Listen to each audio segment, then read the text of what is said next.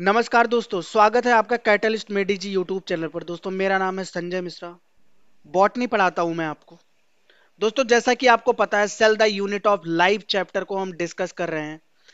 हमने इस चैप्टर के हर एक टॉपिक पे वीडियो बनाने का सोचा है। हम बहुत सी वीडियो ला चुके हैं, आप चैनल के प्लेलिस्ट में जाकर देख सकते हैं। आज की जो हमारी वीडियो है बहुत ही स्पेशल होने वाली है और नीट के पॉइंट ऑफ व्यू से बहुत ही इंपॉर्टेंट होने वाली है। ठीक है, आज की वीडियो में जो चीज हम डिस्कस करेंगे, इस पे सवाल पूछना नीट तो कभी नहीं भूलता है, हमेशा कुछ ना कुछ पूछता ही रहता है। आज की वीडियो का हमारा टॉपिक है साइटोस्केलेटन। साइटोस्केलेटन, ठीक है दोस्तों। मैं चाहता हूं कि मैं आपके साथ जुड़ा रहूं, इसलिए आप इस चैनल को सब्सक्राइब कर लीजिए। अगर आप हमारी वीडियो को लाइक करेंगे तो ये वीडियो आपके दोस्तों तक भी पहुंचेगी। ठीक है, तो हमारे साथ बने रहिए और हम साइटोस्केलेटन के बारे में हर एक चीज को आज कवर करेंगे। जितनी भी सारी चीजें हैं, एनसीईआरटी की हर एक लाइन को कवर करेंगे। एनसीईआरटी की लाइन के डेप्थ में जाके नीट आने वाले टाइम पे क्या क्वेश्चन बना सकता है उसके बारे में डिस्कस करेंगे। और पिछले कुछ साल में नीट ने इस टॉपिक पे जो भी सवाल पूछे हैं, उन सभी सवाल को हम डिस्कस करेंगे। उसके अलावा आपको क्विक रिवीजन भी करवाऊंगा ताकि आप किसी भी पॉइंट को ना भूलें। तो दोस्तों, आप हमारे साथ बने रहिए और चलिए शुरू करते हैं साइटोस्केलेटन को। तो साइटोस्केलेटन क्या है? The framework of life. क्या है? फ्रेमवर्क ऑफ लाइफ, ढांचा है भाई। ठीक है, साइटोस्केलेटन इज ये नेटवर्क ऑफ प्रोटीन फाइबर। किसका नेटवर्क होता है भाई? Protein fibre. इतनी सी लाइन एक सवाल है। प्रो क्या है? इतनी सी लाइन एक सवाल है। Network of protein fibre present in cytoplasm of eukaryotic cell. दोस्तों, किसके सेल्स, कौन सी सेल्स में पाया जाता है? Eukaryotic cells. क्लियर है? और अगर ओनली लिख दे तो कोई बुरी बात नहीं होगी। यूकैरियोटिक सेल्स, क्लियर है? उसके बाद में अगर हम बात करें, प्रोवाइड स्ट्रक्चरल सपोर्ट। पहली बात, स्ट्रक्चरल सपोर्ट सेप प्रोवाइड करता है, मूवमेंट में हेल्प करता है और इंट्रासेलुलर ट्रांसपोर्ट में भी हेल्प करता है।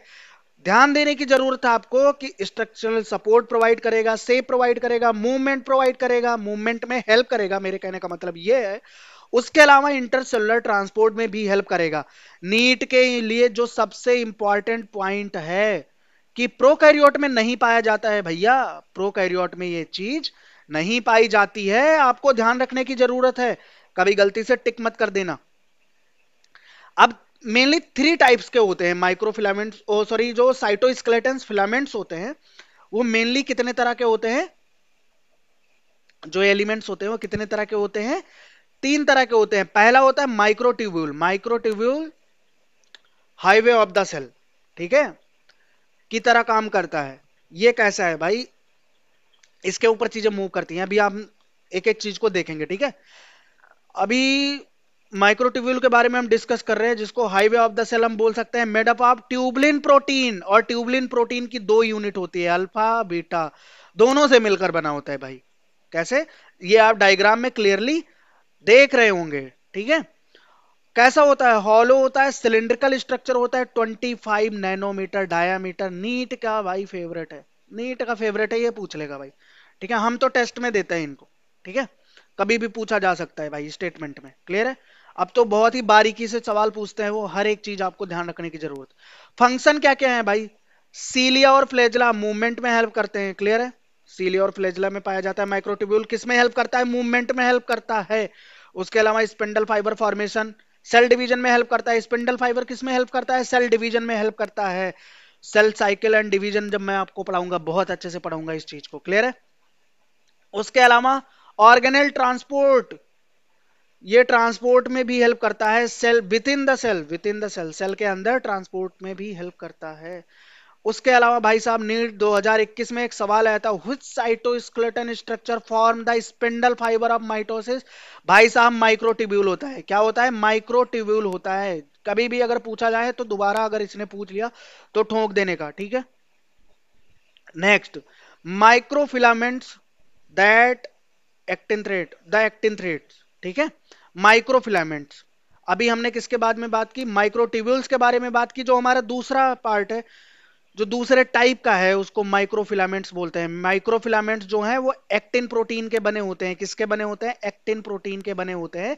जबकि माइक्रोट्यूब्यूल किसका बना होता है? ट्यूबुलिन प्रोटीन का बना होता है। भूलना नहीं है बिल्कुल भी। ट्यूबुलिन की दो यूनिट होती है, अल्फा यूनिट, बीटा यूनिट। ठीक है, alpha tubulin, beta tubulin.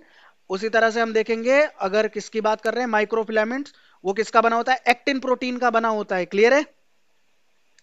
Solid होता है भाई। अगर हमने पहले बात की थी माइक्रो ट्यूब्यूल में तो हॉलो होता था, ये कैसा होता है? सॉलिड होता है। थिन फिलामेंट्स होते हैं 6 to 8 nanometre in diameter.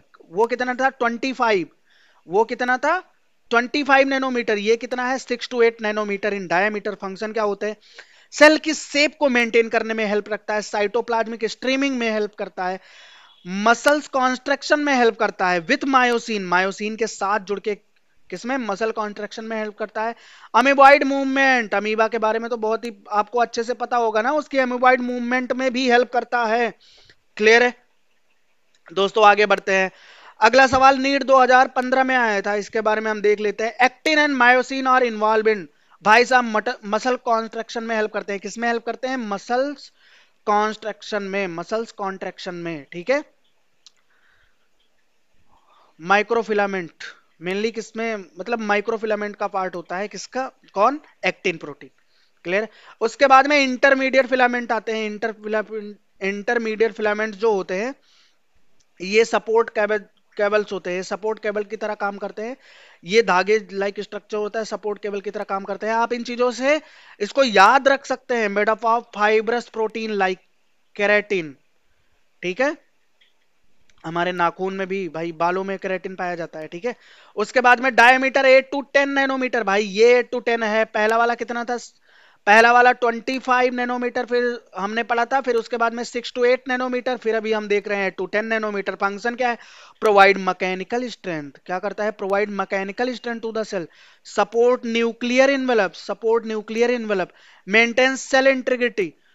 Clear है? उसके बाद में found specially in epithelial cell, nerve cells and muscle cells. कहां कहां पाया जाता है? Epithelial cell, nerve cells and muscle sales.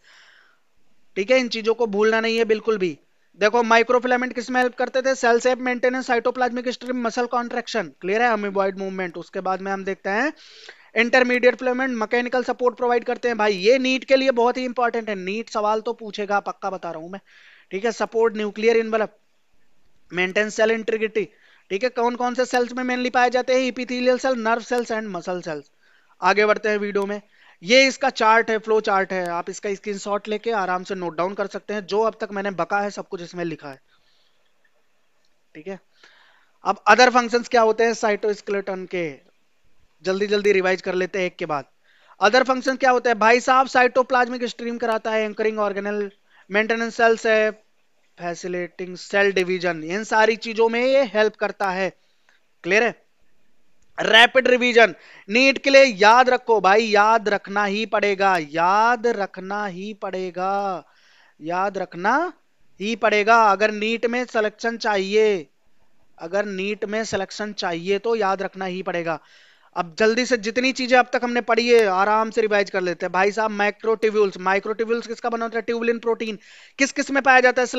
सीलिया, flagella और स्पाइंडल्स में पाया जाता है। Spindle fibre. क्लियर है? सीलिया मूवमेंट में, फ्लैजला लोकोमोशन में। ठीक है, और उसके बाद में स्पिंडल में पाया जाता है। क्लियर है? ये देखो यहां पे लिखा है cilia and flagella movement. Clear है? आगे देखते हैं माइक्रो फिलामेंट। माइक्रो फिलामेंट्स में क्या पाया जाता है? एक्टिन प्रोटीन पाई जाती है भाई। माइक्रो ट्यूब्यूल में ट्यूबलिन, माइक्रो फिलामेंट में एक्टिन। से प्लस मूवमेंट, से प्लस मूवमेंट में हेल्प करते हैं। ठीक है, क्लियर है? और उसके बाद में intermediate filament, intermediate filament strength provide करते हैं। ठीक है, और सपोर्ट प्रोवाइड करते हैं। इनमें हम केराटिन देखे थे, केराटिन नाम की जो प्रोटीन होती है, इसके एग्जांपल्स में हम देखे थे। उसके बाद में presence in all eukaryotic cells, सभी भी यूकैरियोटिक सेल्स में पाई जाती हैं। अब्सेंट इन प्रोकैरियोट, प्रोकैरियोट्स में नहीं पाई जाती हैं। भाई नीट के लिए इंपॉर्टेंट है, याद रखना पड़ेगा आपको। ठीक है, helps in intracellular transport and cell division. किसमें हेल्प करता है? Intracellular transport and cell division.